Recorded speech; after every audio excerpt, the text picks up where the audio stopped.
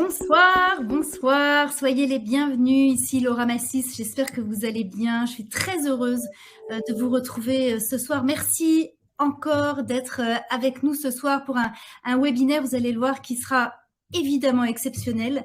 Vous êtes des milliers et des milliers à vous être inscrits, à nous rejoindre et évidemment toute l'équipe de Vivojo se joint à moi pour vous remercier de votre fidélité. Donc n'hésitez pas dans le chat, dites-nous d'où vous venez, dites-nous comment vous vous sentez aussi ce soir.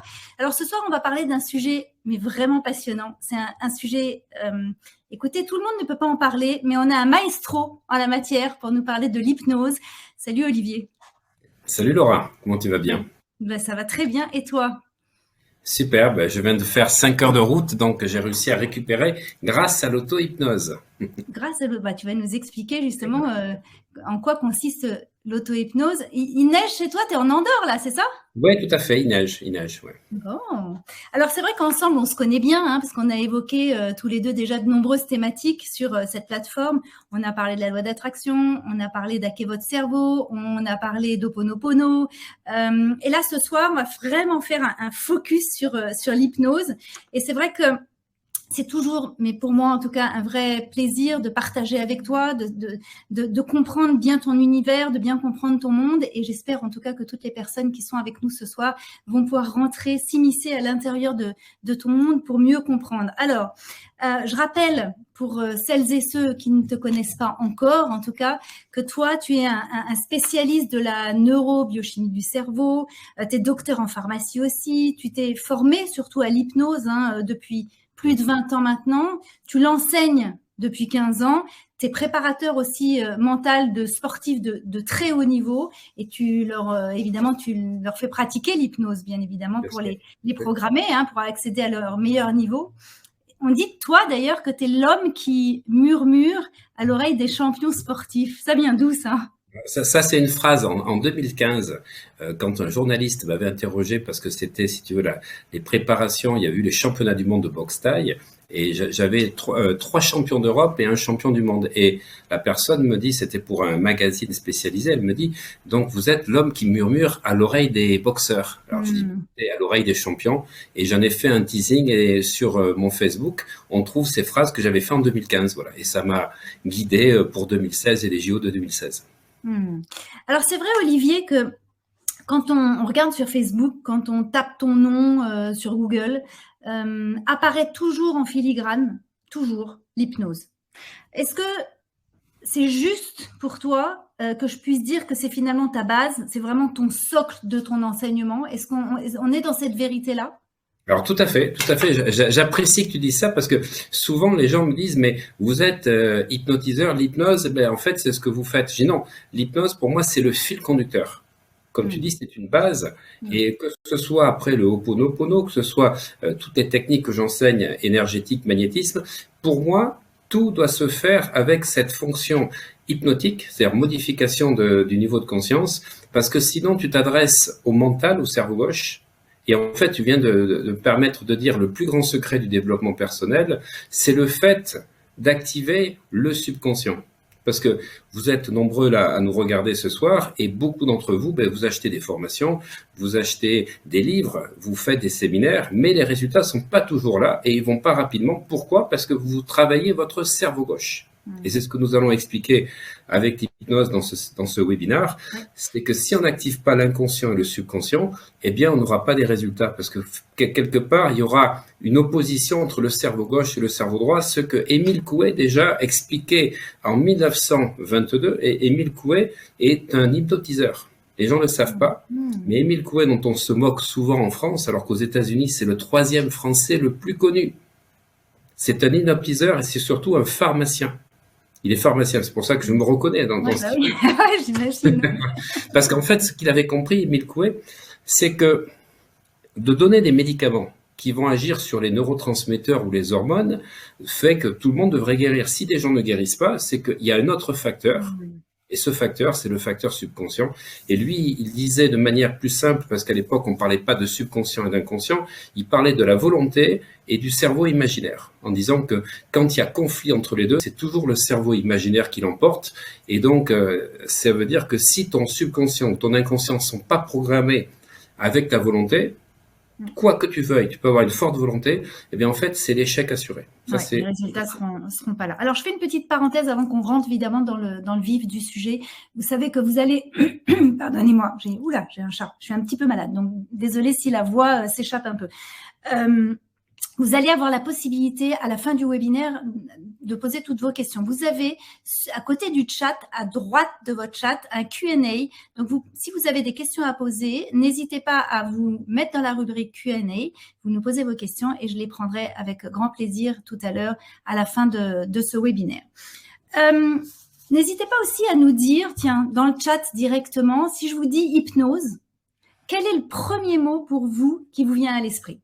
Je pense que ça peut être intéressant aussi pour toi de rebondir. Donc, si je vous dis l'hypnose, premier mot sans même réfléchir, quel est le mot qui vient, mais de manière presque automatique? Alors, définition pour toi de l'hypnose, parce que je pense que c'est toujours intéressant de bien clarifier, et après, on part évidemment sur nos sujets. Je regarde juste esprit, spectacle profond, subconscient, changement d'état de conscience, thérapie, accès au potentiel, magie. Ah, magie, magnifique. État modifié de conscience. Je te laisse la main sur ta propre définition à toi et de quelle hypnose est-ce qu'on va parler ce soir? Alors, je vais rebondir sur magie, parce que j'aime beaucoup ce mot. Magie, c'est l'anagramme d'image.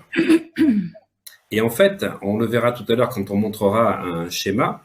Si tu veux accéder au subconscient, il faut visualiser. Et le problème, c'est que beaucoup de gens sont souvent dans le blabla à parler en disant, voilà, moi j'ai un projet, je voudrais créer ma société, dans un an, je veux avoir gagné ça. Mais à chaque fois, je leur dis, est-ce que quand tu parles, tu vois ce que tu dis? Parce que voir, ça veut dire quoi? Mettre forcément de l'image. Ah, tout à fait, tout à fait. Et ça, c'est une clé déjà très importante. On verra tout à l'heure que si tu parles qu'avec des mots et que tu ne vois pas, si tu veux, les images de ce que tu dis, ben en fait, tu parles dans le vide. Et c'est ton mental, la volonté dont on parlait d'Émile Coué, qui en fait n'est pas active avec le subconscient, avec le cerveau imaginaire dont il parlait, imaginaire, tu vois, image, magie. Et en fait, c'est super important. Il faudrait que chacun ici ce soir, quand vous allez vous exprimer, que vous parlez avec des proches, quand vous dites ce que vous allez faire, surtout pour les résolutions de début d'année, vous voyez ce que vous dites. Vous devez le voir parce que là, vous communiquez avec votre cerveau droit. Sinon, vous communiquez pas avec votre cerveau droit. Les mots sont uniquement du cerveau gauche. Et il faut pouvoir, on verra tout à l'heure, j'en profite pour pas que ce soit comme ça, sinon les gens vont oublier le reste, mettre des émotions et des sensations. C'est-à-dire qu'on devrait être passionné dans tout ce qu'on dit. On ne devrait pas être des robots qui parlent en mettant que des mots. On doit mettre de l'image, des émotions, des sensations. Et on verra tout à l'heure pourquoi dans le schéma. Alors, attends, je vais prendre un exemple très concret. On a envie d'avoir une grande histoire d'amour. On va prendre ça. D'accord? Oui. Grande histoire d'amour. C'est-à-dire que tu as envie de ça. L'idée, c'est de voir déjà la personne en visualisant, c'est-à-dire comment elle est concrètement, qu'est-ce qui est important pour soi au niveau de son ressenti, de ses émotions, c'est-à-dire faire un portrait presque robot de la personne. Est-ce que c'est ça? Alors, tout à fait, mais c'est surtout, alors c'est exactement ça, mais c'est, si tu veux, ce que les gens ne comprennent pas, c'est que quand tu vas parler aux autres, de dire, tu vois, l'année prochaine, moi, ce qui est important, c'est vraiment de me mettre en couple, c'est de rencontrer la personne idéale. Comment tu en parles quand tu es en train de dire ça? Parce que c'est pas uniquement de le faire chez toi, de voir le couple que tu veux, c'est quand tu te dis que tu as effectivement une histoire que tu veux vivre. Et moi, je sais qu'il y a des personnes, et je me suis aperçu des fois moi-même, que quand tu es témoin, tu t'aperçois que tu te retrouves dans des choses du passé, tu te dis, là, j'ai pas eu de chance. Tu vois, c'est le récit identitaire que tu te racontes. Et ça, c'est super important. On va rester 2-3 minutes dessus pour que les gens comprennent, et vous allez comprendre ensuite pourquoi l'hypnose va être importante. En fait, il y a beaucoup de gens qui sont dans, je vais pas dire les méthodes Coué, mais qui sont à croire je veux, je peux. Non, c'est pas ça. Et souvent des séminaires de coach de motivation sur YouTube qui expliquent qu'il faut se défoncer, il faut marcher sur les braises, il faut casser les briques. Non, non, c'est pas ça. C'est pas parce que tu veux quelque chose que tu vas l'obtenir. C'est quand tu veux quelque chose, quelle est l'émotion que tu ressens quand tu en parles. Et c'est pour ça, par exemple, moi je dis toujours, tout tourne toujours à mon avantage. Ça, c'est un mantra clé qu'on avait déjà parlé donc, dans Hacker le cerveau, parce que il faut qu'à chaque fois que tu te sentes pas bien, que tu reprennes la main. Parce que les émotions et les sensations que tu as quand tu parles d'un sujet ou d'un thème vont impacter ce que tu dis. Et c'est pour ça que Émile Coué, il faut bien comprendre ce qu'il disait, le cerveau imaginaire doit être en relation, on va dire, en allié du cerveau donc conscient. Et le problème, c'est que la personne va dire, bah, écoute, moi j'ai vraiment envie de vivre une histoire d'amour, mais quand tu le dis, tu es dans une sensation de tristesse, parce que tu as été trompé, parce que tu l'as pas vécu, parce que tu as été trahi il y a 3 ans. En fait, la personne, elle veut quelque chose, elle en parle à des amis, mais avec un sentiment de tristesse et en se rappelant les images. Et en fait, c'est ça le problème, c'est que elle n'a pas les images de visualiser. Ça, elle devrait faire, waouh, mais ça va être génial, je sais que l'année prochaine, je vais enfin réaliser mon rêve. Et ça, tu dois le faire tout le temps. C'est-à-dire, c'est le récit que tu te racontes. Et malheureusement, tu vas le faire dans ta chambre le matin en te levant ou le soir en te couchant. Mais après, quand tu es avec des personnes et des gens extérieurs, c'est qu'est-ce que tu te racontes, qu'est-ce que tu leur racontes et qu'est-ce que tu te racontes. Donc, c'est vraiment l'histoire qu'on a envie de se raconter et quelle émotion est associée finalement à l'histoire qu'on se raconte. Tout le temps, tout le temps. C'est l'émotion, la sensation, c'est ça. Voilà. L'idée, c'est pas de se dire j'ai envie d'avoir une très belle histoire d'amour, c'est qu'est-ce que je ressens quand j'ai une très belle histoire d'amour et surtout se reconnecter au plaisir qu'on avait quand on avait une belle histoire d'amour et pas finalement aux difficultés qu'on pouvait avoir. C'est ça. Le secret, on va dire, il est là. Il est dans les sensations et les émotions que je vis au quotidien dans tout ce que je fais. Et surtout, si tu veux, si je suis pas bien, le problème qu'il y a, c'est que si je suis pas bien, au moment où je vais avoir des idées ou des pensées, déjà mon pas bien, il va tout colorer en négatif. Donc il y a des moments, il vaut mieux arrêter, toi, de dire, écoute, aujourd'hui j'ai pas envie de sortir, je vais à la piscine, je vais faire un bon massage, je coupe, je m'occupe de moi, plutôt de continuer en fait à polluer l'univers avec mes vibrations négatives, parce que tout ce que je vais vouloir faire, et alors le problème c'est que des gens vont être pris soit par la peur, la tristesse et la colère, et vont essayer avec le mental de pouvoir, si tu veux, encore plus, si tu veux, être dans le vouloir, alors que c'est pas du tout ça. Il faut modifier les sensations et les émotions, et là l'hypnose est un excellent outil pour travailler sur les émotions et les sensations. Oui, donc c'est quoi? C'est une méthode, c'est un art, c'est une science, c'est une technique? Comment est-ce que tu le définirais? Alors, c'est tout ça, si tu veux. L'hypnose, tu me demandais ma définition, bon, c'est un état modifié de conscience, mais c'est un état, si tu veux, qui existe depuis des millénaires. Les Assyriens ont été les premiers à le pratiquer, ensuite il y a eu les Égyptiens, donc dans toutes les traditions initiatiques, on retrouve l'hypnose, on retrouve ça également, si tu veux, dans les différents courants chamaniques, parce qu'en fait, le chamanisme, c'est de l'hypnose qui se passe à un niveau θ, pas alpha mais θ, on parlera tout à l'heure des différentes ondes, et on va retrouver ce moyen de communiquer avec l'autre partie, le cerveau droit, grâce à ces techniques-là. Alors, c'est des techniques pour corriger quand ça va pas, mais quand tu as la chance de pouvoir travailler donc avec des chamans, puisque j'ai été moi pendant 3 ans et demi avec des chamans de Tahiti et d'Hawaï, on retrouve des techniques hypnotiques et c'est surtout la visualisation. C'est-à-dire, moi, j'ai appris des techniques de visualisation en permanence parce qu'ils sont tout le temps en train de visualiser et ils utilisent ce qu'on appelle le mana de l'œil, c'est-à-dire qu'ils utilisent une façon de regarder et de faire des activations oculaires quand ils parlent, tu vois, pour activer ce qu'ils disent.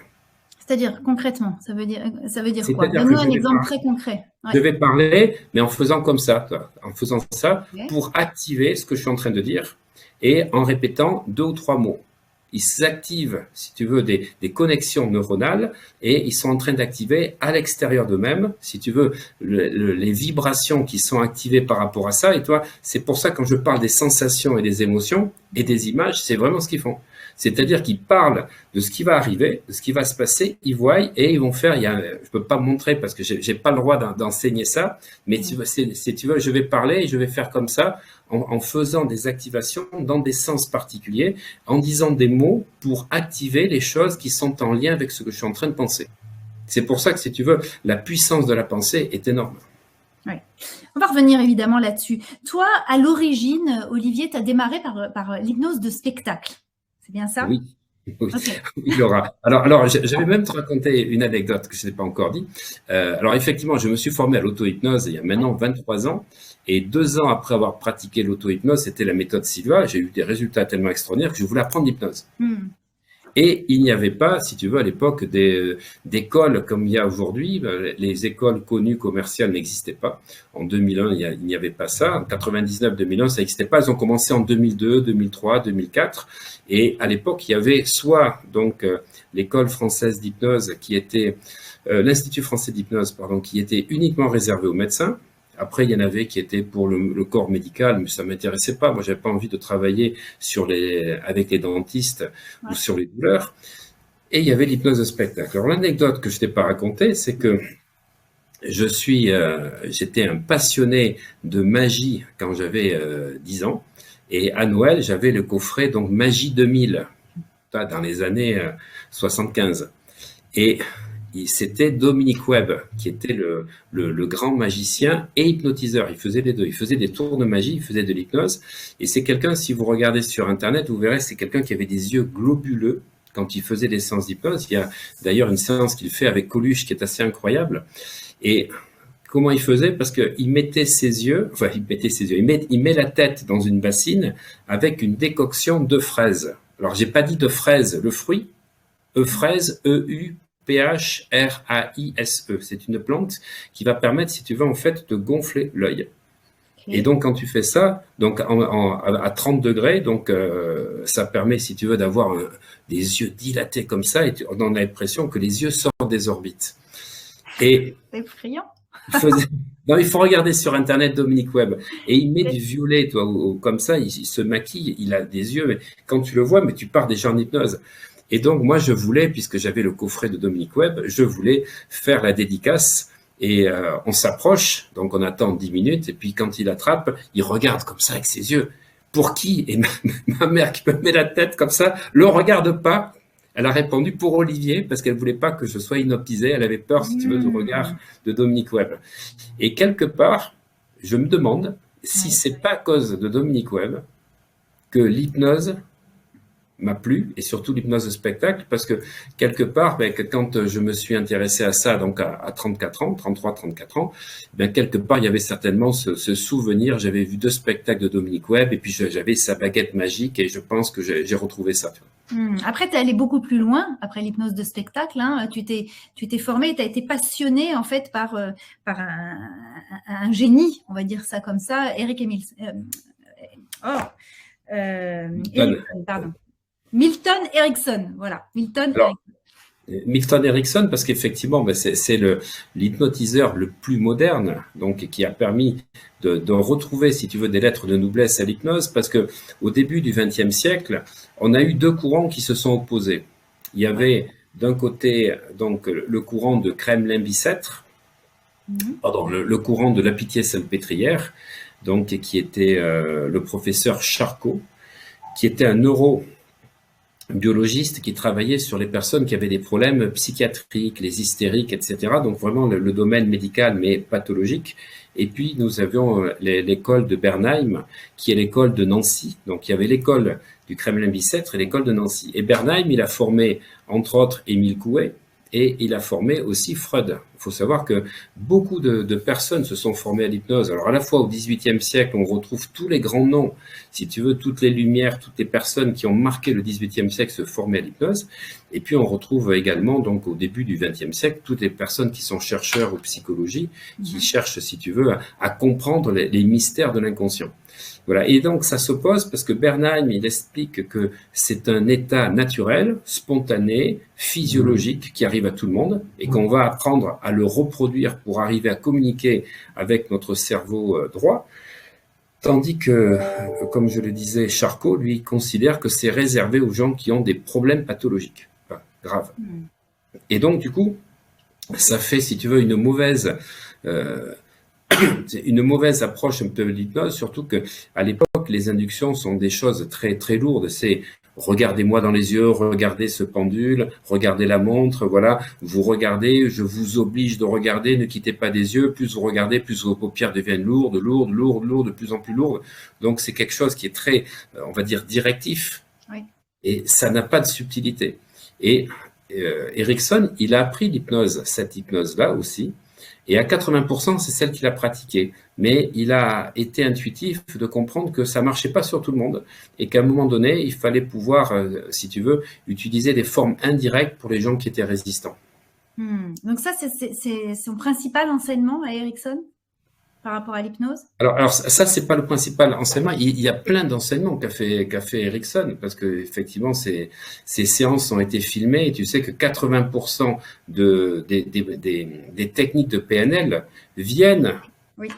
des séances de Milton Erickson. Ça, il faut comprendre que la PNL, quand je forme des gens en hypnose, il y a des gens qui me disent « Ah, c'est la PNL ». Je dis « Non, ça a inspiré la PNL, parce que la PNL n'a rien inventé, ce n'est que de la modélisation de pratique, et à 80%, effectivement, elle a repris l'hypnose. 80% des pratiques de PNL sont des pratiques d'hypnose, mais qui existaient depuis une cinquantaine d'années. Donc, c'est pas forcément Erickson qui les a toutes inventées, mais Erickson les a modélisées et a permis de comprendre ce qui faisait que ça marchait. C'est ça qui est important.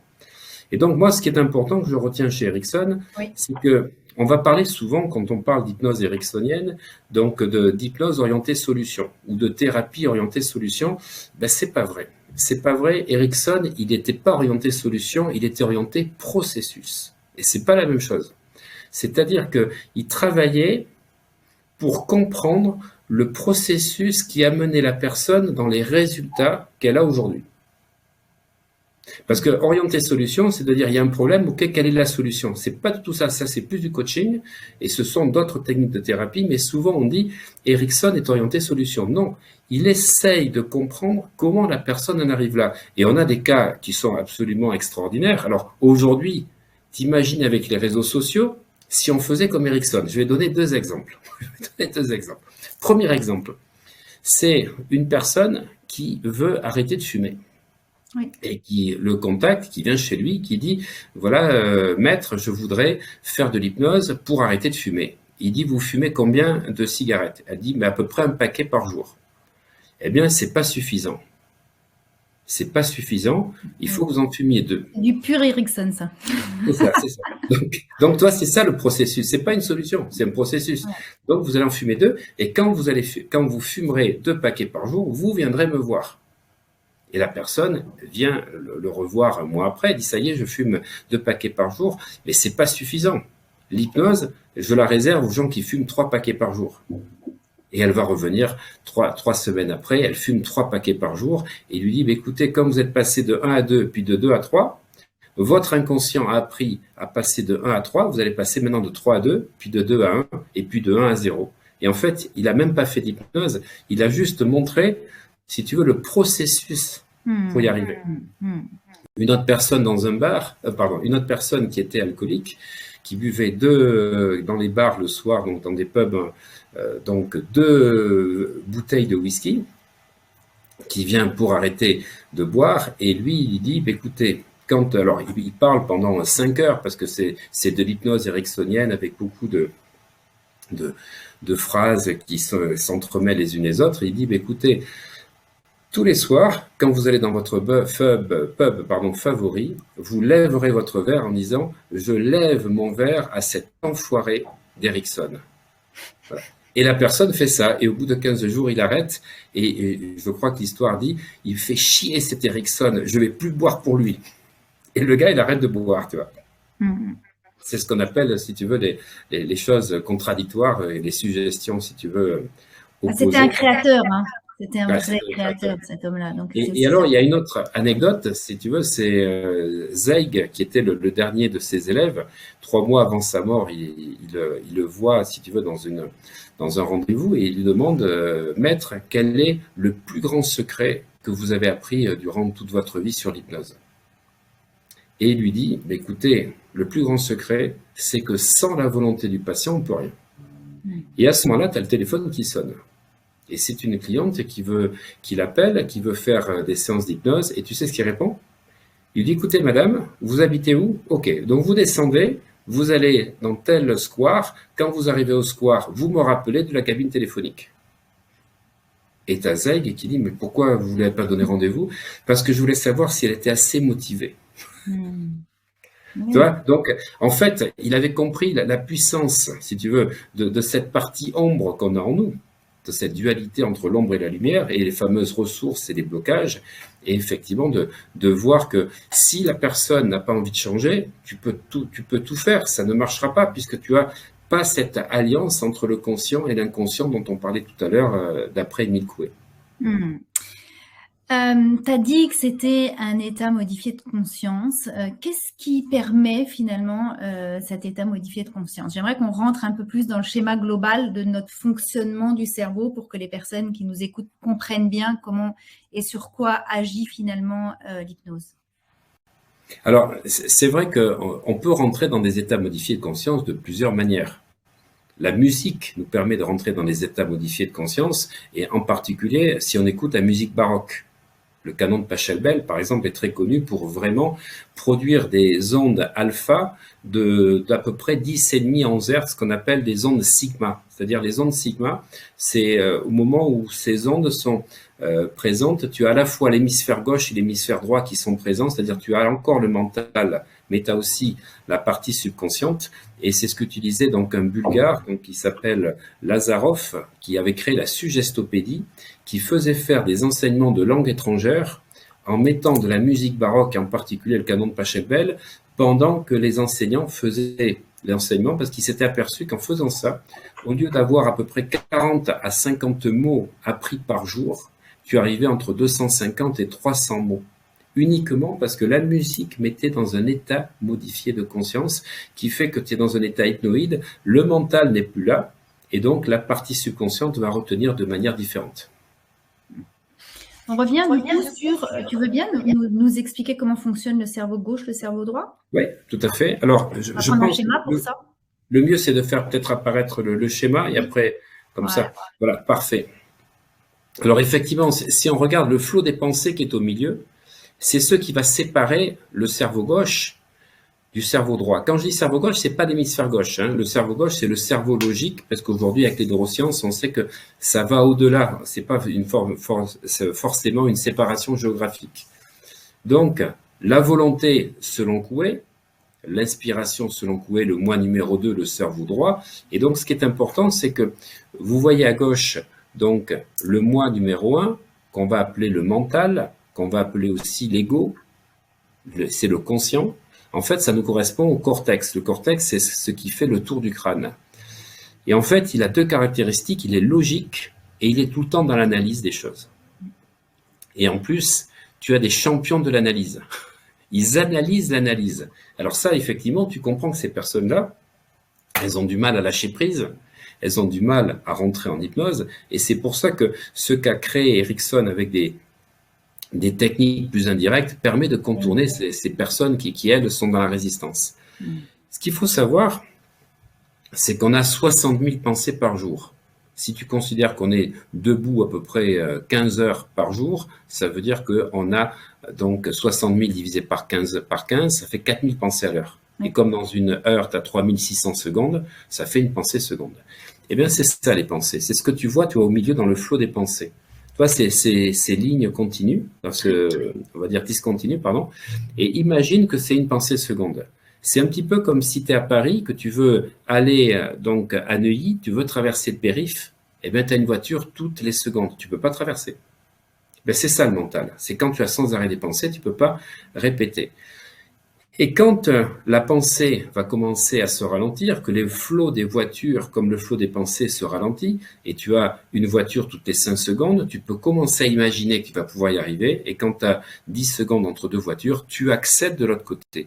Et c'est exactement ça, c'est-à-dire qu'on va utiliser plusieurs types de techniques pour faire en sorte que soit les pensées soient dirigées vers autre chose et permettent plus d'empêcher de passer dans ce moi numéro 2, soit on va les ralentir, on va utiliser soit des techniques respiratoires, soit on va utiliser des techniques de dissociation, on va utiliser des techniques de confusion, là c'est un peu technique ce que je suis en train d'expliquer, et en fait, si tu veux, on va faire en sorte que ces pointillés s'élargissent pour qu'on accède donc à la partie droite où on a deux éléments différents. On a le subconscient et l'inconscient.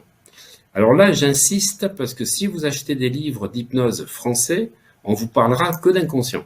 On oublie le subconscient parce que on reprend, si tu veux, ce que la PNL disait, l'inconscient. Pour eux, l'inconscient, c'est ce qui n'est pas conscient. Sauf que dans l'hypnose américaine, on n'est pas tout à fait un petit peu comme la PNL. L'hypnose américaine, on parle du subconscient et de l'inconscient. Le subconscient, c'est ce qui est le robot, c'est-à-dire ce sont les mécanismes physiologiques du corps, les battements du cœur, la respiration, la digestion. Ce sont des choses... C'est automatique en fait. Hein. Comment? Tout ce qui est automatique. Tout ce qui est automatique, c'est ça. Et ça, c'est le subconscient parce qu'il n'y a pas d'émotion. Il n'y a pas d'émotion dans le battement du cœur. Il n'y a pas d'émotion dans la respiration. Et tout ce qui est schéma mentaux et apprentissage. C'est-à-dire que quand tu apprends, si tu veux, à conduire, la première leçon de conduite que tu fais, tu rentres dans la voiture, tu t'aperçois qu'il y a 3 pédales, tu as 2 pieds. Eh bien oui, ça va pas être simple. Il va falloir réfléchir. Et donc, tu fais pas de manière automatique. Donc, tu utilises ton mental. Mais avec la répétition, tu vas pouvoir le faire de manière automatique. Pareil, quand tu apprends à faire le nœud de cravate ou un nœud de chaussure, tu ne sais pas faire. Et en faisant 2 fois, 3 fois, 4 fois, tu crées le mécanisme et ça devient automatique, comme tu disais. C'est le robot. Et puis, tu as l'inconscient qui, lui, c'est les émotions, les souvenirs, la mémoire, les traumatismes, les croyances. Et en fait, quand il y a une perturbation au niveau émotionnel, au niveau du cerveau limbique, eh bien, ça va toucher le robot. Donc, il y a 2 manières d'agir. Soit on agit au niveau du subconscient, soit on agit au niveau de l'inconscient. Soit on agit au niveau des comportements, soit on agit au niveau des pensées et des émotions. Et ce qui est important, c'est ce qu'on voit à droite, c'est que l'inconscient, c'est le vocabulaire, ce sont les émotions. On a besoin d'émotions pour que ce soit quelque chose qui impacte quand on fait des séances. Et d'ailleurs, Émile Coué parlait des 6 principes de l'autosuggestion. Le 4e principe, c'est ce qu'il appelait donc l'effort converti. Et il parlait d'effort converti grâce aux émotions, en disant que si l'émotion est positive, ça va être bon. Si elle est négative, eh ben, elle va effectivement aller dans le sens opposé. Tu as les images qui sont le vocabulaire du subconscient. Et ce qui fait le lien entre les deux, entre les émotions et les images, c'est les sensations. Alors qu'à côté, tu vois, en grisé, on a mis les mots pour le cerveau gauche. C'est pour ça que vraiment, que toutes les personnes qui écoutent ce webinaire retiennent qu'à partir de ce soir, si vous voulez avoir des résultats positifs dans votre vie, prenez conscience qu'à chaque fois que vous parlez, est-ce que vous y mettez des images? Est-ce que vous y mettez des sensations, des émotions? Et surtout, est-ce que les images sont positives? Parce que quand j'entends des fois des gens qui disent « Ouh là là, j'ai peur à cause du Covid », ou j'ai peur de ce qui peut arriver, eh bien, tu es en train déjà, rien que parce que tu as de la peur et l'émotion, si tu mets en plus une image où tu vois quelque chose de catastrophique, ben, tu es en train de le créer. Au-delà du positif, Olivier, moi, si tu acceptes cette petite précision, je trouve que c'est plus juste de dire, parce qu'il y a des connotations toujours sur les pensées positives aujourd'hui. C'est un peu galvaudé même ça. Est-ce qu'on ne pourrait pas dire les pensées finalement ou les émotions qui nous élèvent? Tu vois, qui nous met... Non, mais je vais dire que non. Alors, je suis tout à fait d'accord avec toi, mais tu maîtrises pas le processus. C'est-à-dire image, sensation, émotion, ça fonctionne 24 heures sur 24. Ouais, c'est automatique. Ok, on a compris ça. C'est automatique. Et là, si tu veux, ce que j'essaie de faire comprendre aux gens, c'est que tu n'as pas le choix. Si tu veux que ta vie change, comme tu le dis, effectivement, Laura, il faut que tu sois dans des pensées élevées, des sensations de bonheur et des émotions positives. Mais ça, tu n'as pas le choix. Parce que moi, il y a des fois des gens qui me disent « Ouais, mais vous êtes toujours en train de dire que tout tourne toujours à votre avantage, comment tu vas bien, vous n'allez pas toujours bien. » Alors, je dis « Non, je ne vais pas toujours bien, mais je me reprends très vite. » Parce que j'ai compris, comme le disait Voltaire, qu'être heureux, c'est bon, pas que pour ta santé, mais c'est bon pour tous tes domaines de vie. Et en fait, si tu veux te laisser aller à la victimisation, au côté plaintif, parce que des fois, ça nous fait du bien de nous plaindre parce qu'on n'a pas de chance, on est des petits caliméros. Le problème qu'il y a, c'est que quand tu te plains, tout ce que tu es en train de visualiser quand tu te plains, tu es en train de le créer, mais en négatif. Et c'est pour ça que les gens vont se plaindre qu'ils n'ont pas réussi à avoir le couple idéal, qu'ils n'ont pas réussi à créer leur situation professionnelle. Arrêtez de vous plaindre, parce que quand vous comprenez la formule qu'on vient de vous donner, quand tu te plains, tu mets des émotions négatives. La plainte, ce sont des pensées négatives et tu as des sensations négatives. Tu as tout faux. Tu es super bien aligné, mais sur le négatif. En fait, c'est une histoire d'alignement. Et Donc, quand rien de bon ne peut se passer pour la suite. ah ben rien. Donc, vous créez votre futur merdique. Voilà. Et c'est pour ça que ce schéma que tu viens de montrer, cerveau gauche, cerveau droit, dans tous mes séminaires, j'ai fait le séminaire Out of the Box, donc il y a 2 mois à Paris, j'étais avec 3 champions sportifs, en plus 3 champions du monde, je reprends tout le temps ce schéma. C'est la base. Quand on est dans le Ho'oponopono, je reprends ce schéma. Quand je fais du magnétisme, je reprends ce schéma. C'est de comprendre, ça c'est une clé essentielle, c'est de comprendre qu'en fait, si tu n'arrives pas à prendre conscience que tes sensations, tes émotions et tes pensées dirigent ta vie, mais en fait, tu feras que te plaindre parce que ta vie, elle sera pas dirigée par toi, mais par tes émotions. Et alors, ça serait peut-être un vrai acte responsable déjà de prendre conscience de ça, de ce que tu viens de dire, ouais. Et après de le mettre en action. Le mettre en action, voilà. Et si tu veux, il y a quelque chose qui est intéressant. Je crois que je l'avais fait dans un webinaire. J'ai fait, si tu veux, moi, je fais toutes les heures, je mets mon téléphone qui sonne à 7h, 8h, 9h, 10h, 11h, 12h.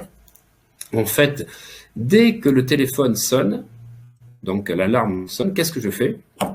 Sur quoi je portais mon attention? Première question. Deuxième question, sur quoi je pourrais porter mon attention?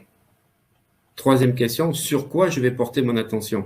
En fait, c'est un système, les coachs là qui me suivent, j'en ai vu quelques-uns tout à l'heure, donc j'apprends dans mon académie de coaching, c'est de prendre conscience toutes les heures sur quoi tu étais en train de te pencher, à la fois en pensée, en émotion et en sensation. Et en fait, c'est de prendre conscience à quoi tu pensais, dans quelle sensation tu étais, c'est ce que tu étais en train de créer. Et du coup, tu reprends, on va dire, ton autonomie de dire « Waouh, mais j'étais en train de créer ça. Maintenant, qu'est-ce que je veux créer? Qu'est-ce que je choisis? Qu'est-ce que je pourrais créer ?» Et donc, de pouvoir, pendant 1 minute, de pouvoir me mettre dans les sensations, les émotions et des images. Et là, tu vas changer ta vie très rapidement. Donc ça, c'est super important. Et je pense que ça serait bien de pouvoir enchaîner par le deuxième schéma. Exactement. Alors, il y a Françoise qui nous demande de remontrer ce schéma. On va avancer, Françoise, mais on essaiera de vous le mettre dans le replay. D'accord? Et juste, il y a quelqu'un aussi qui m'avait posé la question, qu'est-ce que c'est que la PML? C'est la PNL, programmation neuro-linguistique. C'est ça, programmation neuro-linguistique, exactement. Voilà. Mais il y a aussi un groupe de musique qui s'appelle PNL, attention. Et toutes vos questions, je les prends évidemment tout à l'heure. Hein. Donc, on y va sur les résultats, bien évidemment, parce que ça, les résultats d'aujourd'hui. Alors ça c'est intéressant, tu vois. On voit le schéma qui est à gauche. Les résultats que tu as dans tous les domaines de vie, ils dépendent de 3 facteurs essentiels. De tes pensées, de tes émotions, de tes comportements. Alors, on va prendre un exemple. Aujourd'hui, la personne est célibataire et n'arrive pas à rencontrer l'homme de sa vie, comme tu disais tout à l'heure, tu as envie d'être en couple. Ok, quelles sont les pensées que tu avais jusqu'à aujourd'hui sur le couple, sur l'autre, sur les hommes en général? Quelles sont les pensées? Alors, on pourrait même, si tu veux, ça c'est ce que je fais en coaching, au-delà des pensées, rajouter une flèche et mettre les croyances. Parce qu'en fait, les pensées cristallisées vont créer les croyances. Parce qu'une croyance, c'est quoi? C'est une pensée qui est tellement répétée qu'elle se matérialise dans ta vie. Elle se cristallise. Oui, on pourrait même dire que c'est une pensée identitaire. Oui, tout à fait, tout à fait. Il y a plusieurs types de croyances, mais on peut en arriver là, tout à fait. Et les pensées vont ensuite agir sur nos émotions. Nos émotions vont impacter nos pensées. Alors, nos émotions, elles sont basées sur 2 types particuliers d'émotions, parce qu'on peut en trouver, si on prend Plutchnik, on arrive à ce qu'on appelle sa fameuse rosace, il y a 64 émotions. Il y en a qui en ont même trouvé 256 ou 500. Pour moi, il y a 2 émotions de base. C'est est-ce que je suis en sécurité ou pas? Si je suis en sécurité, ça va bien. Si je suis pas en sécurité, j'ai des peurs. Et donc, ces peurs sont en train de saboter ce que je veux dans ma vie. Ces fameuses émotions dont on parlait tout à l'heure. Et les gens, ce qu'il faut qu'ils comprennent, c'est que dans la formation d'hypnose que je vais proposer, le premier protocole qu'on fait, c'est un protocole que j'ai créé qui s'appelle la bulle 3P. Et tous ceux qui viennent dans mes séminaires en ont entendu parler. Le 3P, c'est protégé, paisible et toujours positif. Alors, tu comprends pourquoi? Parce que si tu es protégé, tu n'as plus de sensation de peur. T'es plus dans l'insécurité. Si t'es paisible, mais tes pensées, elles sont effectivement pas agressives et elles sont pas dans la peur. Et si t'es toujours positif, t'es dans des pensées élevées. Et donc, effectivement, tu vas pouvoir, dans cette bulle, modifier tes comportements. Parce que les pensées, les émotions agissent sur les comportements. Mais souvent, ce que veulent faire des gens, c'est d'aller trop vite. Ils veulent changer leurs habitudes sans travailler sur leurs pensées ni sur leurs émotions. Alors que les pensées agissent sur les émotions, les pensées sur les comportements agissent sur les émotions sur les pensées. Et ça, ce qui est important, c'est qu'il va falloir modifier ça. Donc, quel est le comportement que j'ai en couple, les émotions que j'ai en couple, les pensées. Mais pareil pour l'argent. Quelles sont les pensées que j'entretiens sur l'argent, les croyances que j'ai sur l'argent? Quelles sont les émotions que j'ai par rapport à l'argent? Est-ce que je suis à l'aise avec l'argent? Ou est-ce que l'argent, effectivement, me rebute? Et quel est le comportement que j'ai avec l'argent?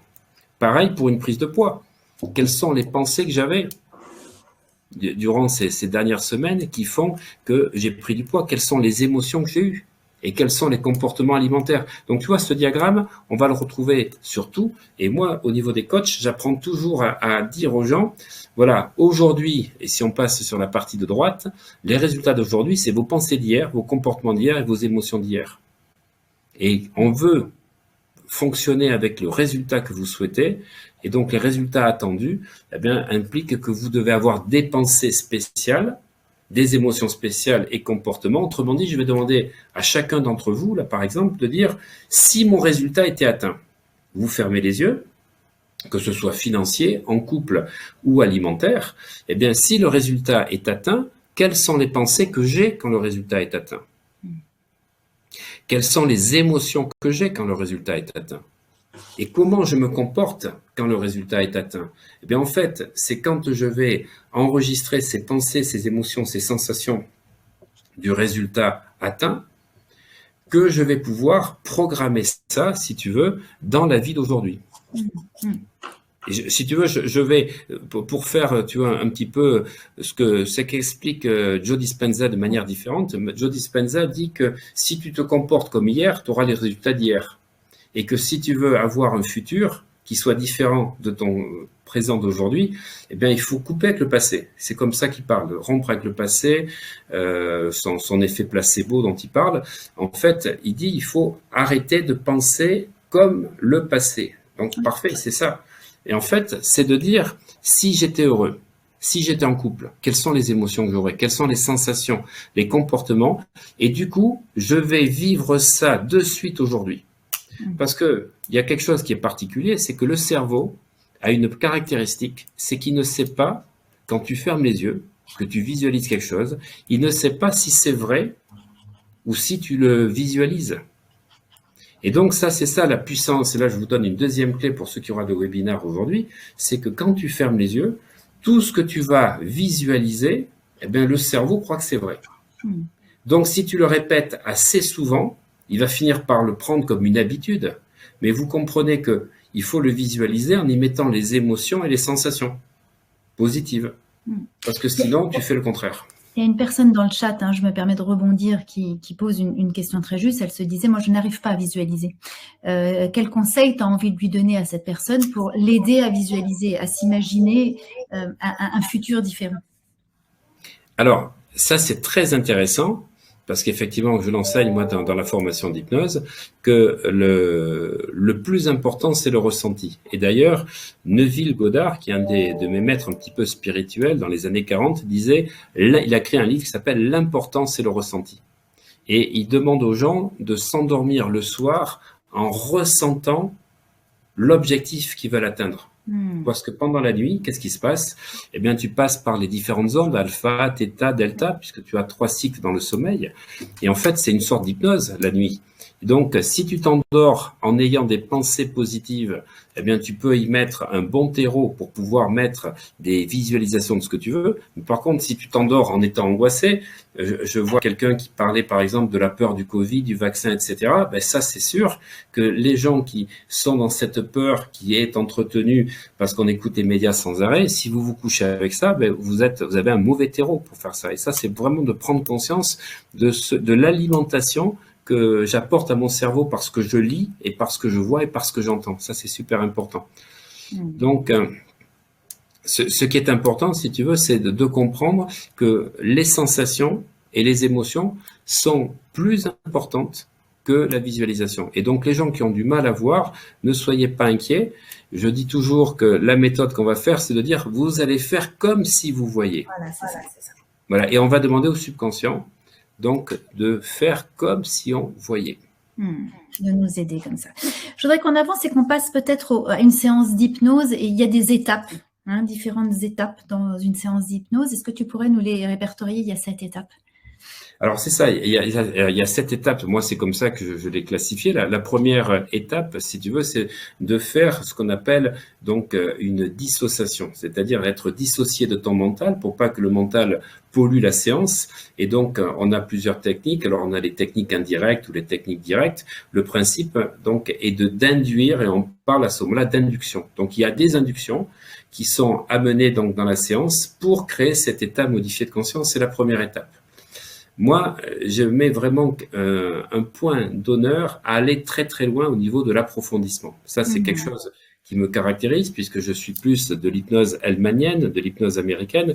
Et pour moi, quand on va chercher des approfondissements donc puissants, on va dépasser les ondes alpha, on va aller dans les ondes, on va dire θ. Et les résultats sont beaucoup plus spectaculaires, tout simplement parce que quand tu rentres dans des ondes θ, le mental est vraiment dissocié et la personne n'a pas l'impression, si tu veux, qu'elle est en train de t'entendre. Elle a vraiment l'impression qu'elle est très loin de toi. Et ça, c'est important. Donc, induction, approfondissement.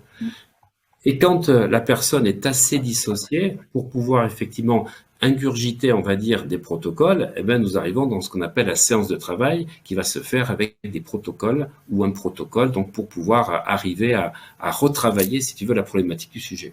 Un ou plusieurs protocoles. Alors ça, c'est une bonne question. Des fois, on me dit combien on peut mettre de protocoles dans une séance. Mais autant qu'on veut, ma chère Laura, autant qu'on veut, parce qu'en fait, c'est toi le metteur en scène. Celui qui est endormi sur le canapé ou sur le fauteuil, il sait pas qu'il y a 1, 2, 3, 4, 5, 6 protocoles.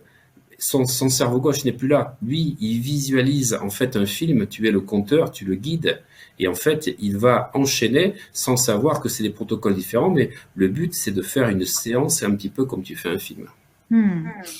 Induction, approfondissement, protocole, 4e étape. Alors la 4e étape, et pour moi, ça c'est vraiment une des bases, enfin c'est comme ça moi, que j'enseigne l'hypnose, c'est les ancrages. Voilà. Alors les ancrages, ça vient pas de la PNL, c'est la PNL qui a repris à l'hypnose, parce qu'un ancrage c'est quoi? C'est par exemple le pouce et l'index qui se touchent, ou le poing serré. Mais ça peut être aussi une couleur que tu vas associer. Et les gens me demandaient des fois pourquoi je mettais des écharpes. Mais l'écharpe blanche, l'écharpe bleue, l'écharpe rouge, c'était les ancrages que je faisais. Mais c'est aussi un mot que tu peux répéter. En fait, tu vas à travers cet ancrage, qu'il soit kinesthésique, visuel ou auditif, ou olfactif, moi j'utilise beaucoup les huiles essentielles en séance, permettre à la personne de retrouver le même état sans avoir besoin, si tu veux, de refaire la séance. Ce qu'on a fait les 15-20 minutes d'induction approfondissement, eh bien ce qui est génial, c'est que la personne, elle est autonome et chez elle, le soir, quand elle rentre, elle n'a pas besoin, si tu veux, de moi. Elle peut carrément retrouver cet état-là grâce à l'ancrage. Et pour moi, c'est le plus important parce que, en fait, ça va permettre à la personne d'être autonome. Donc, l'ancrage est pour moi très, très important parce que c'est ce qui permet vraiment de faire en sorte que la personne va évoluer elle-même. Sinon, si les thérapeutes ne font pas des ancrages à la suite des séances, pour moi, je dis que c'est des mauvais thérapeutes parce qu'en fait, ils veulent pas apprendre au client à être autonome, ils veulent garder le client. Ouais. Juste petite parenthèse avant qu'on passe à la 5e étape. Françoise nous demande est-ce qu'on aura des expérimentations plutôt que des explications? Non, pas dans ce webinaire. Il ne va pas m'hypnotiser en direct. Quoi qu'on l'a déjà fait. Hein. Ouais, je l'ai déjà fait. Hein, oui, elle a essayé, on l'a fait en direct. on ne le fera pas là. Voilà. On passe après l'ancrage. La futurisation? Alors, justement, il y a Patricia qui demande l'ancrage peut durer combien de temps après la séance? Eh bien, justement, en PNL, ce que j'ai constaté, c'est que ça dure 15 jours, 1 mois, 2 mois, sauf si tu le répètes régulièrement. L'ancrage, quand tu le fais en hypnose, c'est 20 fois plus profond. Et d'ailleurs, moi, sur ma chaîne YouTube, j'ai fait des démonstrations de personnes qui sont revenues me voir 1 an et demi après dans des séances d'hypnose, j'avais pas vu donc entre juin et septembre de l'année d'après, elles font leur ancrage antidouleur, je mets le briquet et elles ne sentent pas, elle a toujours le gain anesthésique 1 an et demi après. Et ça, c'est vrai, c'est montré sur certaines de mes vidéos. On poursuit sur Ouais. les étapes? Alors, ancrage, et une fois que tu es ancré, la 5e chose, qui pour moi est peut-être le plus important, encore plus que le protocole, c'est effectivement la mise en futurisation. C'est-à-dire que le protocole que tu as fait pour résoudre la problématique, eh bien, on va voir ce que ça va donner dans le temps futur, comment ta vie va changer depuis que tu as fait ça. Parce que si tu futurises pas, tu n'utilises pas, si tu veux, le pouvoir essentiel du cerveau qui ne voit pas la différence entre ce qui est vécu et imaginé. Donc, le fait de pouvoir vivre maintenant un nouveau futur, t'imagines que tu es en train de créer des possibilités que tu n'avais pas jusqu'à présent parce que tu étais engoncé par tes peurs, ta colère, ta tristesse. Les émotions des gens les figent et les cristallisent sur une ligne de vie. Et grâce à l'hypnose où tu vas pouvoir changer ça et avoir une visualisation avec des émotions et des sensations, tu vas pouvoir créer une autre ligne de vie. Ça, c'est super important. La futurisation, je vais y passer beaucoup de temps, 10-15 minutes, et je vais aller à 3 mois, 6 mois, 1 an, 2 ans, au moins 2 ans, parce que c'est ça qui va permettre de faire, si tu veux, l'impact et l'impulsion pour changer les gens. C'est vraiment la création de son autre moi, en fait. C'est ça. Voilà, c'est ce que Dispenza aussi met vraiment en exergue dans tous ses enseignements, la Tu création. vois, je vois, il y a Soria qui dit qu'elle a débuté les exercices, vos exercices, il y a environ 3 ans, à la suite de déception amoureuse et burn-out, et elle dit que là, aujourd'hui, elle est à l'aise sur le plan financier, que tout a changé, tu vois. Après la futurisation, on passe à la suggestion. Alors c'est ça, c'est comme on a futurisé, tu as donc futurisé, mais je vais faire voir, ressentir, et bien sûr les émotions du résultat déjà atteint. Eh bien, ce qu'on va faire, c'est qu'on va faire des suggestions post-hypnotiques. C'est de faire en sorte que les effets vont continuer à se produire durant les jours, les semaines et les mois qui suivent la séance. Par exemple, une suggestion post-hypnotique, c'est pour des gens, par exemple, qui ont des phobies d'ascenseur. Je dis qu'à chaque fois qu'ils prennent l'ascenseur, quand la porte se referme, ils sont pris d'un éclat de rire. Et donc, comme ils rigolent, tu ne peux pas avoir 2 émotions à la fois. Et ça, c'était une suggestion que j'avais fait lors d'une de mes formations en août 2016. Et comme on prenait l'ascenseur, la personne elle me dit, je peux monter avec toi? Ah non, je peux pas, parce que j'ai la phobie. Donc, je vais monter par l'escalier. Et puis, elle me dit, en arrivant là-haut, elle me dit, mais est-ce qu'on pourrait travailler ça? Et 2 jours après, elle me dit, Olivier, est-ce que tu peux m'enlever le fait d'avoir mis cette suggestion comme quoi, dès que la porte se referme, je suis pris d'un éclat de rire? Parce que j'ai honte, dès qu'il y a des gens avec moi, j'ai l'impression qu'ils croient que je me moque d'eux. Alors, on a fait d'avoir un sourire et pas un éclat de rire. Donc, ça veut dire que les suggestions sont très, très efficaces et ça va permettre d'être dans l'automaticité dont on parlait tout à l'heure. Ça, c'est ça qui est important. Donc, induction, approfondissement, ancrage, protocole, ancrage, futurisation, suggestion, et donc, nous allons réveiller la personne, la 7e étape, la réassociation, le réveil. Et ce qu'il faut savoir, c'est que le réveil continue 15 minutes après le fait que tu aies ouvert les yeux.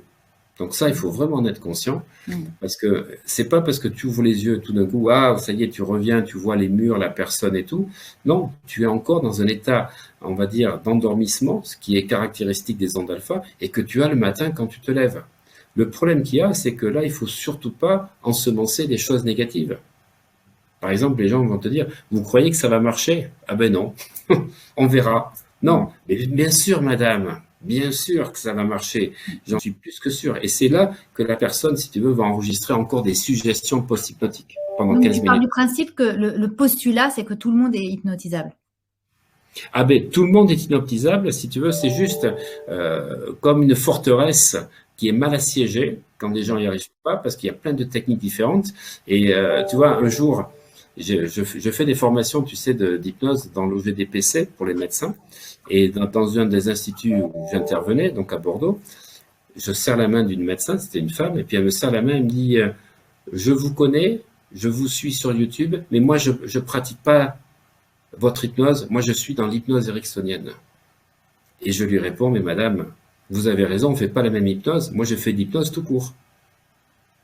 Et elle me dit, mais moi aussi, je fais de l'hypnose tout court. Je dis, non, vous faites l'hypnose ericksonienne, vous venez de me dire. En fait, son ego a été touché. J'ai dit, voilà, parce que si vous êtes en train de dire que vous faites l'hypnose ericksonienne, vous jouez au coup droit. Si vous dites que vous faites l'hypnose hellmanienne, vous faites du revers. Et au tennis, il faut jouer au coup droit, au revers, au lob, à l'amorti, le service. Il faut avoir tous les coups. Et c'est pour ça que, si tu veux, tu as plein de techniques différentes pour s'adapter aux différentes personnes. Et pour répondre à ta question, l'hypnose ericksonienne agit à peu près sur 40% des gens. 40% des Et gens sont 60% des sensibles et autres? 60% à l'hypnose plus classique et directive. Et c'est pour ça qu'il faut avoir ce mix des différentes techniques pour pouvoir agir sur tout le monde. Alors justement, ce mix des différentes techniques, est-ce que tu en parles dans la formation? On va parler maintenant et poursuivre ce voyage qu'on fait ensemble sur une formation complète en ligne sur apprendre l'hypnose. Donc, tu vas vraiment nous dévoiler pour toutes les techniques pour justement les maîtriser, l'hypnose classique et ericksonienne, et donc activer effectivement ce potentiel-là. Alors, ça s'adresse aux personnes qui sont novices, ça s'adresse aussi évidemment aux personnes qui ne sont pas novices et qui sont déjà praticiens. Hein. Il y a plusieurs modules, il y a notamment 2 niveaux. Est-ce que tu peux nous présenter le premier niveau, le deuxième niveau, savoir quelle est la limite du premier niveau? Et après, il y a d'autres questions qui arrivent. Mais tout à fait. Alors, le premier niveau, il est construit pour toute personne qui veut comprendre les mécanismes du cerveau. Donc, on va rentrer pendant pas mal de vidéos, parler des ondes alpha, theta, delta, le cerveau gauche, cerveau droit qu'on a vu sur le schéma, qui est vraiment important de comprendre le mécanisme d'ancrage à travers la liaison qui est entre les amygdales et l'hippocampe. L'hippocampe, c'est la boîte noire du cerveau. Les amygdales cérébelleuses, si tu veux, c'est ce qui va qualifier les émotions. Et c'est ce qui fait que les personnes tournent en boucle dans leur vie. Parce qu'à chaque fois que tu as un événement qui se reproduit, que tu rencontres quelqu'un qui a le même type de prénom, eh bien la personne, elle va associer les émotions au prénom, tu vois. Et c'est pour ça que des fois, des gens me disent « Ah, vous appelez Olivier comme mon ex ». Et je dis « Alors, c'est bon ou c'est pas bon ?» Mais en fait, c'est ça. Mais en fait, il faut comprendre qu'on vit que par ancrage. C'est pour ça que l'ancrage que je fais faire à la bulle 3P, c'est essentiel, parce que quand tu fais ça, tu vas pouvoir reprendre ton autonomie. Sinon, tu passes dans la rue où tu avais ton ex, bah, t'es pas bien. Tu as les émotions qui reviennent, soit négatives, soit positives. En fait, il faut comprendre, et ça c'est ce que j'explique dans les premières vidéos, que nous sommes en permanence, si tu veux, sollicités pour aller voir si ce qu'on vit, on l'a dans le passé. Et donc pour en fait nous protéger, nous mettre en sécurité. Et en fait, on n'a pas un cerveau pour nous projeter dans le futur, mais pour nous protéger. Donc en fait, c'est toujours sur la marche arrière qu'on est basé. Voilà. Donc ça c'est super important de comprendre ça. Donc si tu veux, pour moi cette formation de niveau 1, c'est pas que pour les thérapeutes. C'est surtout pour toute personne qui veut comprendre comment faire pour réussir dans le développement personnel.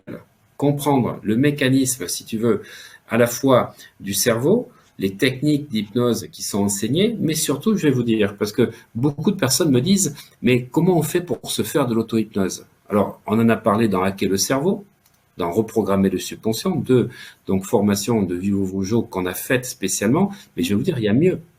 Il y a mieux, c'est en fait d'enregistrer les protocoles de cette formation sur votre iPhone ou sur un enregistreur et vous l'écoutez avec les oreillettes, vous écoutez votre voix qui enfin va vous donner des choses positives.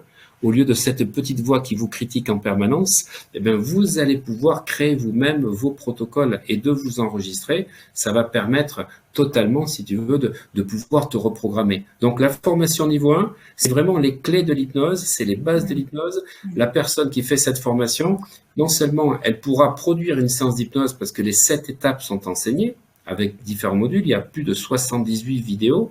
Il y a même surtout une description d'une séance qui a été filmée qui fait à peu près 50 minutes.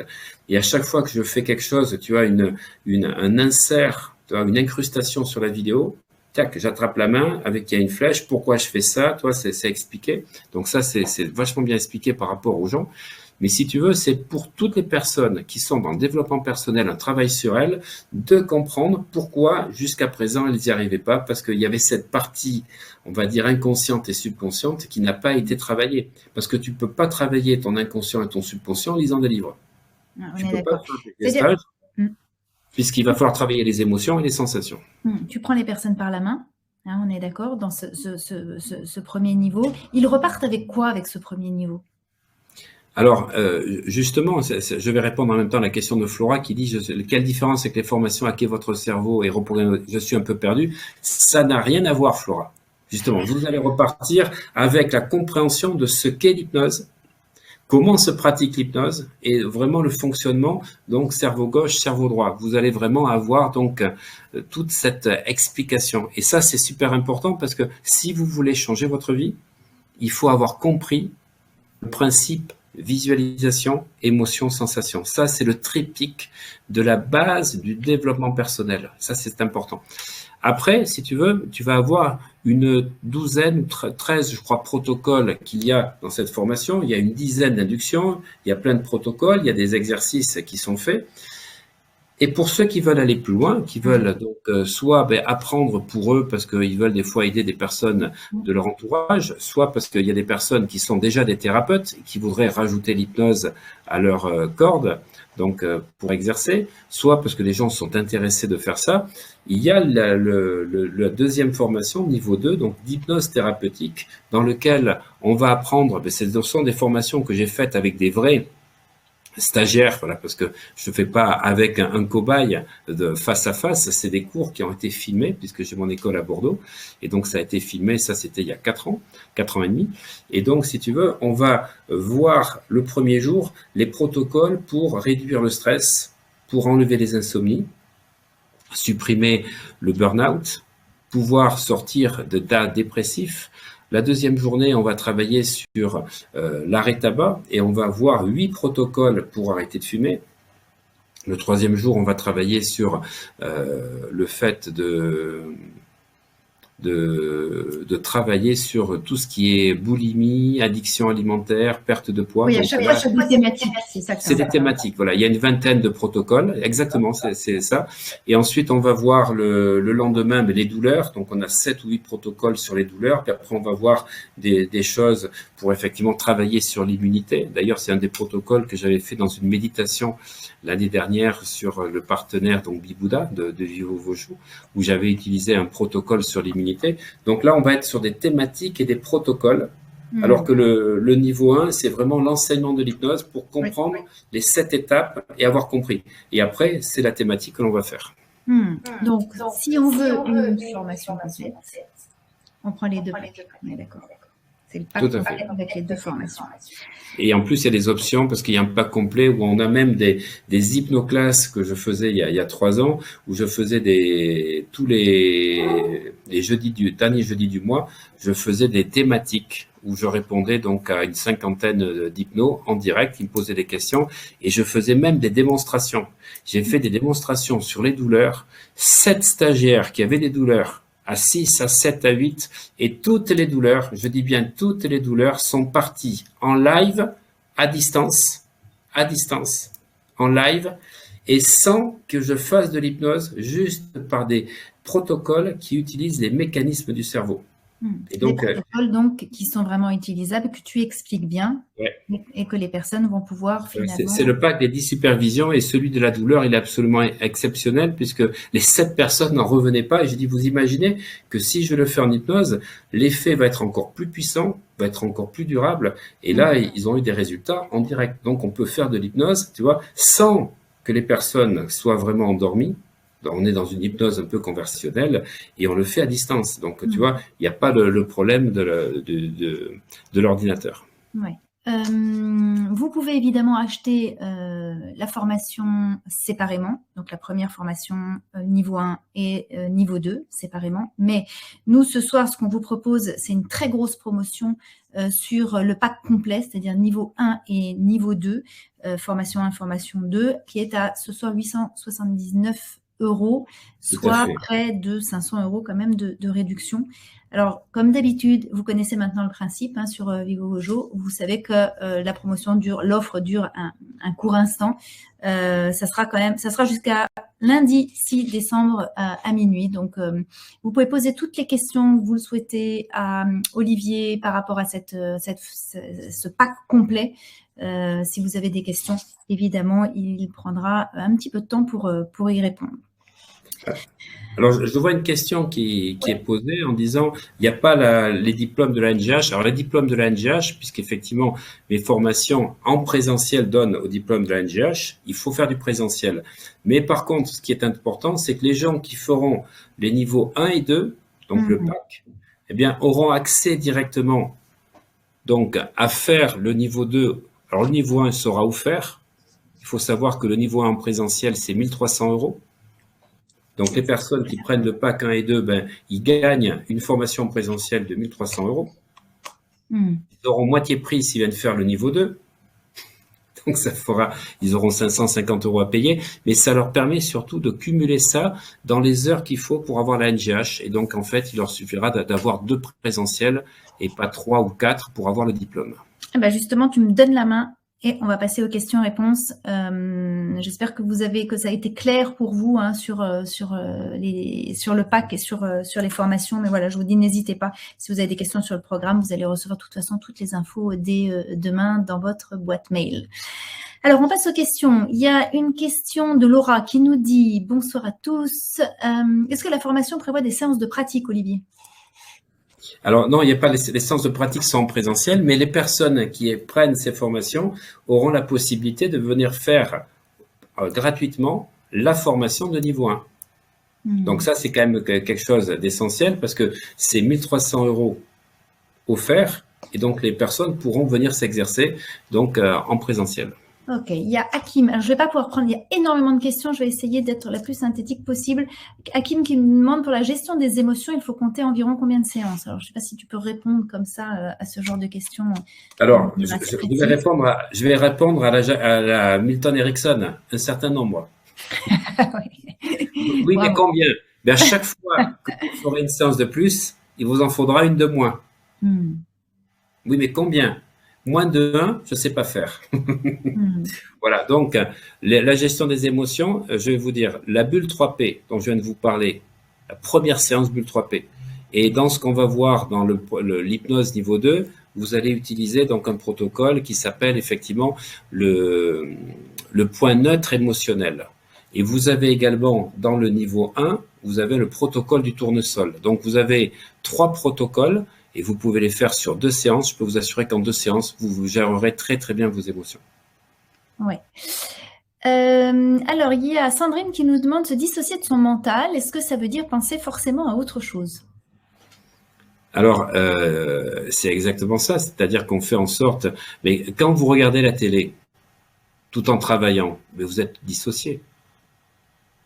Quand on écoute la radio, on est dissocié. On a une partie qui est dans la musique, une partie qui écoute BFM, une partie qui écrit.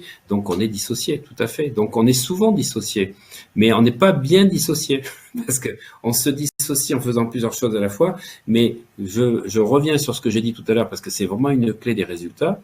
Quand vous êtes dissocié, c'est-à-dire que vous êtes en train de travailler en écoutant BFM TV, quelles sont les émotions que vous avez en écoutant BFM ?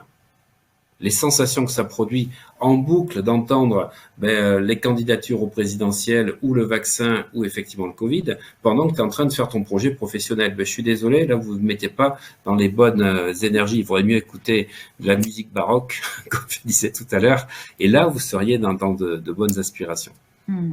Est-ce qu'on peut appliquer ta méthode sur soi? Bien sûr, c'est-à-dire de pouvoir reprendre les protocoles que j'explique. De toute façon, il y a des techniques de Jacobson, par exemple, qu'on va faire Jacobson rapide, Jacobson flash en 2 minutes pour pouvoir débrancher le mental. Et surtout, il y a des protocoles qu'on va pouvoir enregistrer et faire. Alors, il y a Jocelyne, j'ai une formation d'infirmière. Peut-être que je prendrai dans le futur une formation chez vous, mais à distance, peut-être j'y arriverai. Bien sûr, vous y arrivez. Vous savez, j'ai des gens de Tahiti, puisque je suis assez connu à Tahiti. J'en ai 5 qui sont venus me voir ces 2 dernières années. Alors, c'était pas facile avec le confinement, qui se sont formés à distance et qui sont venus ensuite en présentiel. Est-ce que vous pouvez défaire un lien karmique? Est-ce possible? Alors, là, on est dans l'hypnose spirituelle. Oui. Mais, c'est-à-dire, parce que dès qu'on parle de karmique, on parle de vie antérieure. Donc, à ce moment-là, si vous avez déjà la croyance, je répète, vous avez la croyance qu'il y a un lien karmique. Donc, ça veut dire qu'il va falloir changer la croyance. Ou alors, il va falloir utiliser les techniques d'hypnose spirituelle pour aller dans les vies antérieures, faire une régression pour défaire ça. Mais dans les protocoles de l'hypnose en niveau 1, on a un protocole que j'utilise pour défaire les liens, de toute façon, pour couper les liens émotionnels par rapport à des situations, par rapport à des personnes. Donc ça, vous l'avez. Mais c'est vous qui rajoutez le mot karmique. Donc, il faut pas mettre la croyance, il faut défaire le lien, quel qu'il soit, parce que sinon, vous y mettez déjà une charge et après, ça devient plus compliqué. Attention, c'est vrai au mot qu'on emploie et à la sémantique. J'ai l'impression que, et ça c'est Zineb qui nous demande ça, que l'hypnose est réservée particulièrement aux addictions, mais qu'en est-il des traumatismes et croyances inconscientes induites par des parents toxiques, par exemple? Alors, l'hypnose n'est pas réservée aux addictions, mais c'est vrai que c'est le tabac qui a fait connaître l'hypnose il y a une dizaine d'années, surtout quand il y a un couillon à Paris, je ne dirais pas le nom, qui a fait croire qu'on pouvait arrêter de fumer en une séance. Alors qu'avant, on arrêtait avec 3 ou 4 séances d'hypnose, et il y a quelqu'un qui a fait du marketing en disant « arrêtez de fumer en une séance ». Et donc, du coup, tout le monde s'est intéressé à cette technique-là. Et après, effectivement, vous arrêtez de fumer, vous prenez un peu de poids parce qu'effectivement, vous compensez, on va dire, le fait de plus avoir la cigarette, mais le corps n'a pas géré, on va dire, l'émotion qui était à la base. Et donc, on va travailler les protocoles alimentaires. Et donc, c'est vrai que c'est parti sur les addictions pour faire connaître. Mais l'hypnose est beaucoup utilisée pour les phobies. Imaginez quand vous pouvez pas prendre l'avion, votre vie est gâchée. Quand vous pouvez pas prendre la voiture, que vous pouvez pas sortir parce que vous avez une phobie du monde, l'agoraphobie, eh ben, vous allez pouvoir, en 3 séances, régler ça et changer votre vie. Donc, tout ce qui est phobie, tout ce qui est gestion du stress, tout ce qui est le fait de se sentir incapable, de ne pas pouvoir se projeter dans une autre vie, eh bien, vous allez pouvoir remodifier tout ça. Il y a Barbara qui nous demande si je commence par prendre cette formation de niveau 1, est-ce qu'il sera possible de faire le niveau 2 en présentiel? Bien sûr, c'est ce que j'ai dit. Les gens qui prendront le niveau 1 pourront venir en niveau 2 à un prix privilégié et en plus, ils pourront faire, s'ils le souhaitent, la formation niveau 1 gratuitement. J'aimerais faire la formation d'hypno-coach. Est-ce que c'est complémentaire? Alors, effectivement, la formation d'hypno-coach, c'est le coaching déjà, et après, c'est l'hypnose qu'on apprend qui est niveau 1, niveau 2, niveau 3, niveau 4. Voilà. Donc, effectivement, c'est complémentaire. Moi, en tout cas, j'ai jamais voulu enseigner la PNL avec l'hypnose, puisque la plupart des écoles d'hypnose, pour pas dire la majorité des écoles d'hypnose en France, font hypnose et PNL, et moi, je trouvais que ça apportait pas grand-chose, puisque la PNL, c'est la reprise des protocoles d'hypnose, mais dans un état pas modifié de conscience. C'est une modélisation, mais on est dans le mental. Voilà. Et pour moi, je veux surtout sortir du mental. Par contre, moi, c'est hypnose et coaching. Parce que le coaching, c'est de rendre conscient des mécanismes qui nous sabotent notre vie, de comprendre pourquoi on arrive en fait à des impasses et faire en sorte, une fois qu'on a identifié ça, de pouvoir reprogrammer ce dont on a pris conscience grâce à l'hypnose. Est-ce qu'on peut faire une séance d'hypnose à distance sur une personne? Bien sûr, on peut faire à distance, exactement. Là, il y a juste quelque chose qui est important, je le dis pour ceux qui pratiquent l'hypnose et qui voudraient effectivement le faire. Faire un fusible, il y a des fusibles qu'on met avant une séance d'hypnose. On a 2 fusibles pour permettre à la personne de se sentir bien, et quoi qu'il arrive dans la séance. Mais là, quand je fais à distance, je mets un 3e fusible. J'explique, quand la personne commence juste à fermer les yeux, que si l'ordinateur s'arrête, se coupe, pour quelque raison que ce soit, il se réveille automatiquement en meilleure forme qu'avant la séance. Et je répète ça 3 fois, quoi qu'il arrive, si la séance se terminait, que l'ordinateur tombait en panne ou qu'il y ait une liaison qui soit coupée, vous vous réveillez en pleine forme, vous sentant mieux qu'auparavant. Parce que si effectivement, tu imagines qu'il y a une mauvaise connexion où la personne était sur batterie, où il y a tout d'un coup un bug, eh bien, la personne, elle se retrouve comme ça, comment elle se réveille. Et tu n'arrives pas à reconnecter. Donc là, on fait ce qu'on appelle ce fusible qui tient du principe que ça peut arriver. Oui, ok. Alors attends, je regarde. Tac, tac, tac. Faire de l'hypnose à des personnes en fin de vie peut-elle les aider à partir plus sereinement? Bien sûr, tout à fait, exactement. Et pendant que tu regardes ça, je réponds à Romain qui pose une question en disant que 397 x 2 égale 794, donc pas promotion. Non, Romain, la promotion sur le pack, effectivement, c'est si vous prenez, il y a le pack 1, le pack 2, il y a également un pack induction complémentaire qui fait 260 €, et vous avez également les 10 hypnoclasses dont j'ai parlé, c'est ça qui fait 1340 ou 1346, et donc là vous avez ces deux formations qui sont offertes en plus. Le pack 1 et 2, c'est ça. Patricia, et après je prends encore 2-3 questions et après on s'arrêtera. Quelles sont les compétences pour réussir à hypnotiser? Alors, je vais vous dire, mais j'attends la réponse de chacun avant. Je vais demander à chacun qu'est-ce qu'il mettrait. Alors, quelles sont les compétences qu'il faut? Les compétences. Beaucoup de remerciements, merci, merci, merci. Alors, est-ce qu'il y a des réponses? Je ne vois pas arriver les réponses. Alors, la formation reste accessible à vie. Ah, ok. Alors, en fait, je vais vous répondre, je ne vois pas les réponses. L'intention. Y croire, si, Martine. Martine, merci. Y croire, empathie, le travail, l'entraînement, la persévérance. Aucune. L'envie. Ouverture et rigueur, conviction. Je mettrais de l'amour. Oh, c'est joli ça. Croyance de réussite. Le vouloir. Alors, l'écoute est importante, mais je vais vous dire, pour moi, ce qui est le plus important, et moi je démystifie, mais c'est vraiment ce que j'explique aux gens, c'est de ne pas faire croire que vous avez un pouvoir sur l'autre pour réussir. En fait, c'est tout le contraire. C'est-à-dire que pour avoir de bons résultats en hypnose, il faut comprendre que l'hypnose, c'est de l'auto-hypnose guidée. Si vous partez avec le principe que l'hypnose n'est pas de l'hypnose, mais de l'auto-hypnose que vous guidez, ben je vais vous dire que vous allez avoir des résultats exceptionnels avec vos clients. Par contre, si votre ego veut dire je vais y arriver, je vais hypnotiser, il va avoir de super résultats, ben là, vous êtes en train malheureusement de faire une mauvaise connexion avec le subconscient de la personne. En fait, c'est la synchronisation avec l'autre, c'est vraiment, on va dire, ces deux subconscients qui vont échanger, parce que vous allez voir, et on le voit pendant la formation, les personnes, si vous voulez, ressentent les choses, et nous, on ressent ce que ressent la personne. Mais il ne faut pas croire que vous avez un pouvoir sur l'autre. Peut-être que l'autre croit que vous avez un pouvoir, il faut lui laisser croire à ce moment-là, mais parce que ça va apporter sa suggestion. Ce qui est important, c'est de le guider. Et donc l'hypnose, c'est Dave Hellman qui est le deuxième courant d'hypnose, puisqu'il y a Erickson et Hellman. Et Dave Hellman disait l'hypnose est de l'auto-hypnose guidée. J'aime beaucoup ça. Il disait c'est l'auto-hypnose guidée dont le but est de contourner le facteur critique. Pour qu'une séance soit réussie, il disait il faut contourner le facteur critique, c'est-à-dire le mental qui est en train d'analyser, il faut le contourner et en fait guider la personne dans son auto-hypnose. Et quand vous avez compris ça, vous avez tout compris.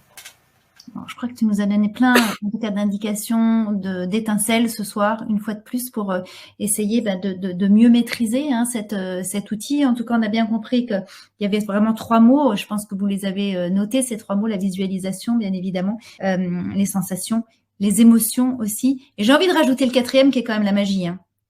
Oui, tout à fait, la magie. Alors, tu vois, c'est faire ça. C'est ça. Pour te rappeler, moi je dis le SIM, la carte SIM. Ouais. C'est-à-dire chaque fois que le téléphone sonne, je n'avais pas dans un webinaire, SIM, parce que le S de sensation, le I d'image et le M de mental, les mots que je me raconte. Si vous vous rappelez ça, image, sensation et les mots, waouh, vous avez la clé de votre réussite et l'âme qui agit, comme dit Monica. Ça, c'est exactement ça. La magie, c'est l'image. Et en fait, c'est quelle image vous avez quand vous parlez de vous. Oui.